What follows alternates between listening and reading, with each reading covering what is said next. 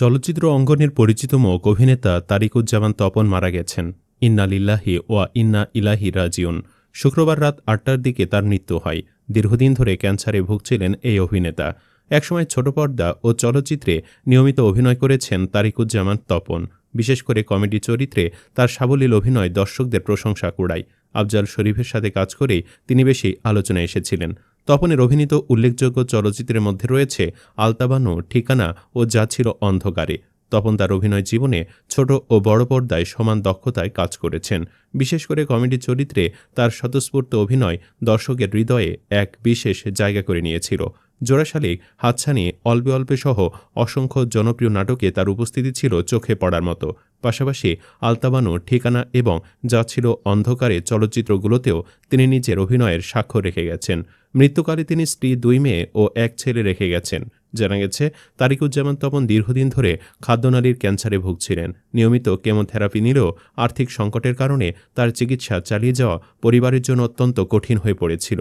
এক পর্যায়ে তার সন্তানের আবেগঘন আহ্বান সামাজিক যোগাযোগ মাধ্যমে ছড়িয়ে পড়েছিল, যেখানে বাবার চিকিৎসার জন্য আইসিইউ সাপোর্ট ও আর্থিক সহায়তা চাওয়া হয়েছিল।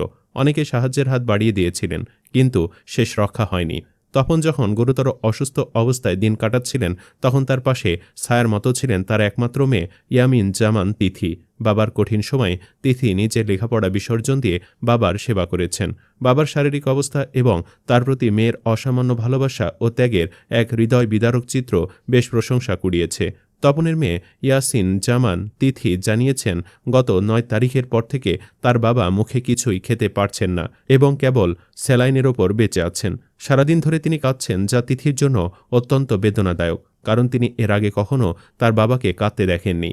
তিথি নিজেকে শক্ত রেখে বাবার সামনে কান্নাকাটি করেন না, কিন্তু বাবার কষ্টে তাকে গভীরভাবে স্পর্শ করছে। বাবার অসুস্থতার কারণে তিথি নিজের পড়াশোনা ১ বছরের জন্য স্থগিত করেছেন। ইন্টারমিডিয়েট পাশ করলেও বাবার সেবায় ব্যস্ত থাকায় তিনি বিশ্ববিদ্যালয়ের কোনো পরীক্ষাতেই অংশ নিতে পারেননি। তিনি বলেন, এমন পরিস্থিতিতে বাবার সেবা করা তার জন্য কঠিন হলেও তিনি তা করে যাচ্ছেন। তার ভাই অফিসের কাজে ব্যস্ত থাকেন এবং মা নিজেও অসুস্থ, তাই সারা রাত জেগে বাবার সেবা করা মায়ের পক্ষেও সম্ভব নয়। তিথি প্রায় প্রতিদিন সারা রাত জেগে বাবার পাশে থাকেন। তিথি তার বাবার সঙ্গে ছোটবেলার অসংখ্য স্মৃতিচারণ করেছেন।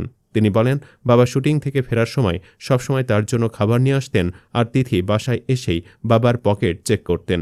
একদিন বাবা বাসায় না ফিরলে তিথি কান্নাকাটি শুরু করতেন। ঘুমানোর সময় তিনি পেছন থেকে বাবাকে জড়িয়ে ধরে ঘুমানোর অভ্যাসের কথা বলেছেন। বিভিন্ন অনুষ্ঠানে বাবার সাথে তার প্রায়ই যাওয়া হতো এবং ছোটবেলায় বাবার সঙ্গে তিনি কিছু শুটিংয়েও অংশ নিয়েছেন। তারিকুজ্জামান তপন দীর্ঘদিন ধরে মিডিয়ার সঙ্গে যুক্ত। তার মেয়ে জানান, তার বাবা মিডিয়াকে ভালো ভালো নাটক উপহার দেওয়ার চেষ্টা করেছেন। তিথি গর্ব করে বলেন যে তার বাবা একজন অভিনেতা এবং খুব সুন্দর সুন্দর নাটক লিখেন। তিনি প্রায়শই বন্ধুদের কাছে বাবার নাটকের নাম বলতেন এবং সেগুলো দেখার জন্য উৎসাহিত করতেন। গত কয়েক বছর ধরে অভিনয় থেকে কিছুটা সরে এসে তিনি নাটক লেখায় বেশি মনোনিবেশ করেছেন বলেও তিথি উল্লেখ করেন। তারিকুজ্জামান তপনের প্রয়াণে দেশের বিনোদন জগতে এক অপূরণীয় শূন্যতা তৈরি হয়েছে।